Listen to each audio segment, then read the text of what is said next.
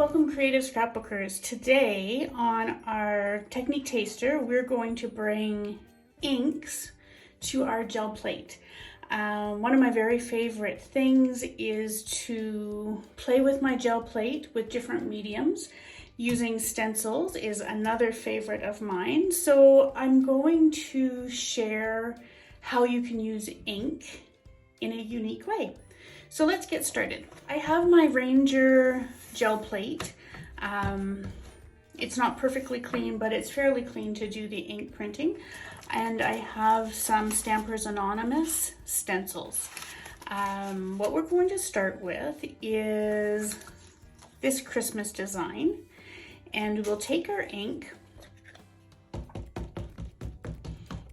and just tap it on your gel plate. It's hard to see the ink likely in the video. Inks are translucent on the gel plate. We will take our brayer and just gently roll it to blend it. And I always have a piece of paper to clean it off with. We'll then apply our stencil. You can start to see the ink a little bit more there.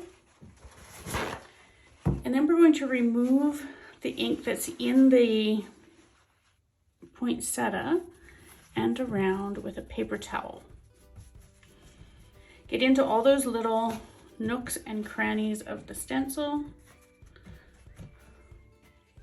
And then we'll take our Festive Berries Distress Oxide and our foam pad and just pounce it.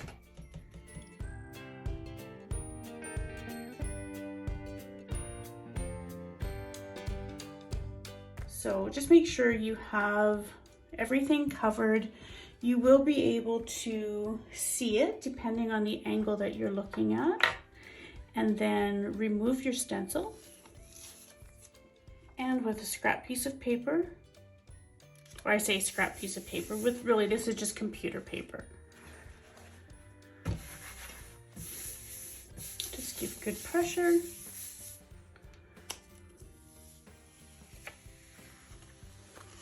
And lift your print. And that turned out beautifully. So let's make another one. One thing I do like to do between prints when I'm working with inks is just clean off the gel print or the gel plate. Your inks will stay on there quite a while. So if you want a clean print, clean your gel plate. If you don't mind the transfer, then you don't have to. Again, we'll take our background color.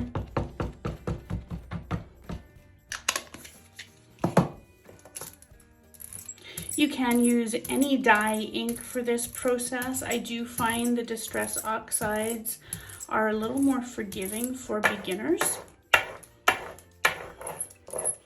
They're chalky in nature, so they tend to stay a little nicer on the gel plate. This one here, because there's words, we're going to flip this upside down so that when we lift our print, the letters and words are right side up. We'll take our paper towel again, get off any excess around. You don't have to worry about the stencil moving around. The gel plate will grip it and keep it into place until we are done. Then we'll take our Festive Berries.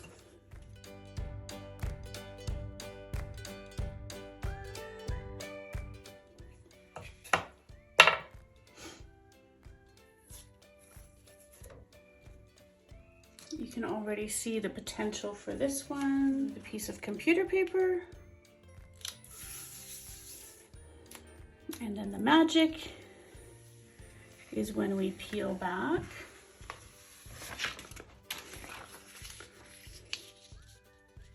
Look how lovely that turned out. For our next one, let's try this stencil called Arrows. It's another Stampers Anonymous. I love their large tag stencils.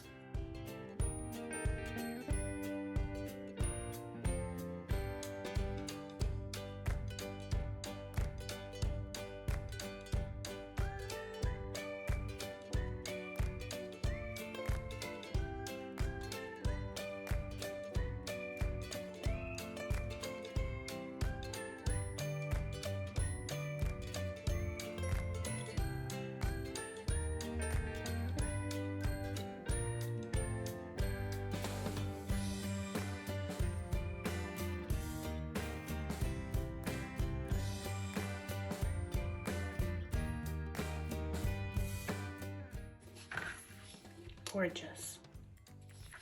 Okay, I'm going to show you quickly one more pull because I want you to know that although we did a background color that was a solid color, you can do two-toned, three-toned as you get more comfortable with how your inks work.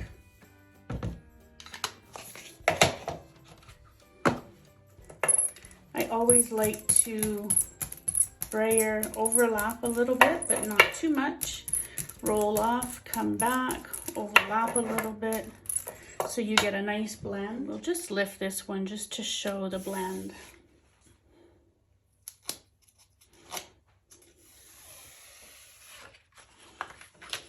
Look at that beautiful blend.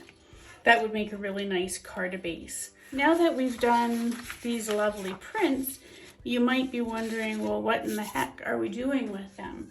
So what I like to do with them, I like to put them on tags. Again, I like to do them with copy paper first. So if they're a great pull, then I can add them to a tag and repurpose them. So these ones have been added to tags. And these are 3 that I worked on to show you some finished results. So this one here was a lovely diamond pattern, also a Stampers Anonymous stencil. I've stamped on and embossed the rum drink and colored it in with Dylusions paint pens. A little bit of washi tape, throw a ribbon on it, and it's a gorgeous little card. This one here, they're all actually, by the way, Stampers Anonymous stencils.